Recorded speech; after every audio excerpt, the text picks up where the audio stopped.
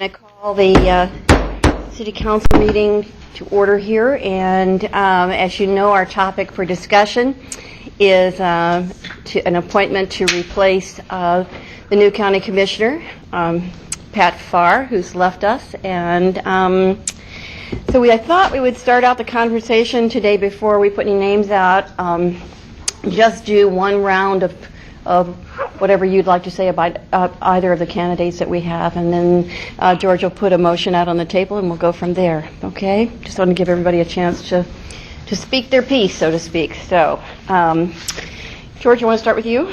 Sure. Thanks, Mayor.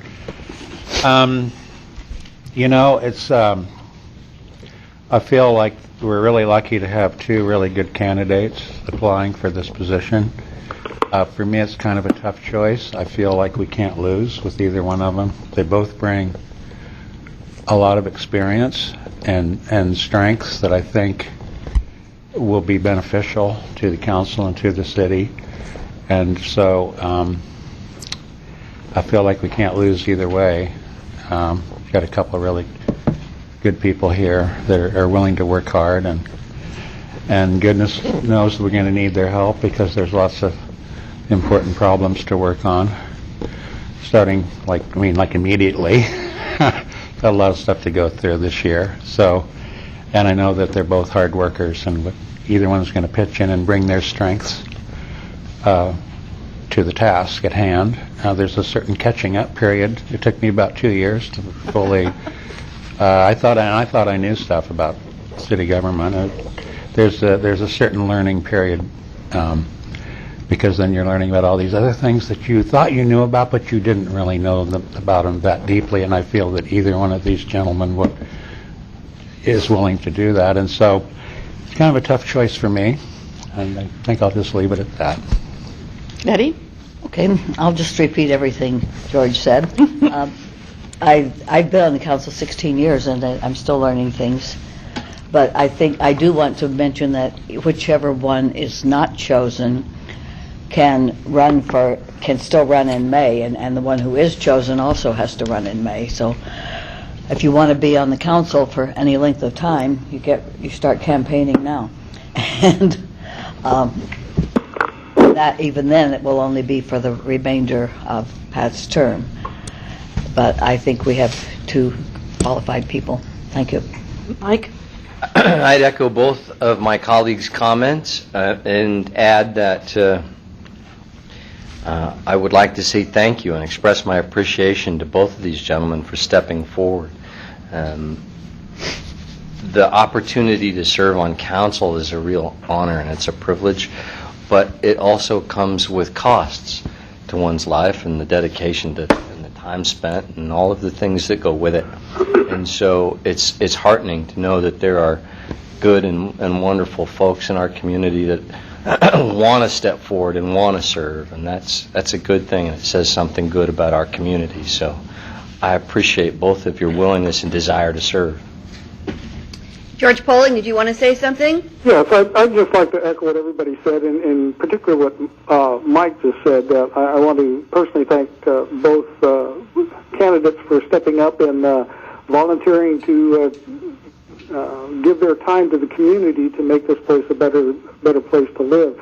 It does take a great deal of time and effort, and just the mere fact that we had two such qualified people step forward to say they would step in for at least until springtime is a good thing. And I think we do have two good choices. So I'll leave it at that and wait to see what happens next. All right. Thanks, George. Alan? Sure. Thank you, Mayor. I also, too, would like to echo thanks to both Greg and Tony for applying and for their willingness to serve the city of Eugene. I think they both bring unique qualifications to the job, and as Mike pointed out, it is an honor to serve, but it also comes with a cost associated with it. It takes a lot of time and commitment, and for that, I kind of give the nod to Greg Evans for his long-term commitment and service to Eugene. I think he's a little bit they're both very prepared, but I think Greg is a little bit more prepared, and I think he'll hit the ground running. Thank you, Alan. Claire? Yeah, I too want to thank you both for stepping forward and being willing to be considered for this service. As a brand new appointed city councilor, I can attest to the big commitment that's involved and the high learning curve, and I definitely feel that I benefited personally from 2 terms of service on the Budget Committee, which really was, of all the ways that one can participate in the city, and there are many ways, I think that particular committee really puts you in touch, first of all, with all the city councilors and the mayor, and many of the department heads and city staff. So it, I think, really gave me an advantage over if I had not had that service on the Budget Committee in terms of being able to step in and understand the mechanics of how things interrelate between the city, different parts of the city. So it is a big challenge. It is a big commitment. And again, I appreciate both of you and having 2 folks. No one else really stepped forward in my ward to challenge me, which would have been a different dynamic. So again, if you're not the appointee at the end of this process and you're still interested in the position, as Betty said, I encourage you to consider running in May and or applying to serve on the Budget Committee, which I think would also be a good way to get entree into the work of the City Council. Chris? Thank you. Anyone who wants to step up and be involved in the government of their city, I think, needs to be applauded, whether they are doing it out of a sense of duty or out of a sense of personal fulfillment or for whatever reason. Just doing it is a great thing. And I think somebody who is relatively new to the community, or at least new back to the community, who wants to get reintegrated into the community, I think you don't want to let them get very far away. So even if you don't get this particular appointment, I wouldn't want you to think that there's not many other ways that you can begin to grow up into the position. I think that is probably what, for me, would encourage me to probably go with Greg this time around, simply because of his experience, the fact that he's been involved in a lot of positions and knows things right now. So you don't want to make it a value judgment. One person was better than the other, because I think since you both volunteered, you both are great people in my estimation. What I would want you to do, Tony, is get involved. Get on a Budget Committee, get involved in some other activity, get familiar with us and get comfortable with us. I don't want to let either one of you get away. And so I think if Greg gets the appointment for this position, there's many other positions, many other chances where I would look forward to working with you on other kinds of things. So thank you both for participating. Thanks, everyone. I was sitting here and going, okay, who's missing? Counting up to 7. Sorry. It's early in the year. Yeah. Anyway. Council President, you want to put a motion on the table? Yes, Mayor, thank you. I move to appoint Tony Brandt to replace Pat Farr. Second. Moved and seconded. Questions, comments? Okay, I think it looks like we're ready to vote. Oh, okay, Mike. Mayor, could you repeat the motion, please?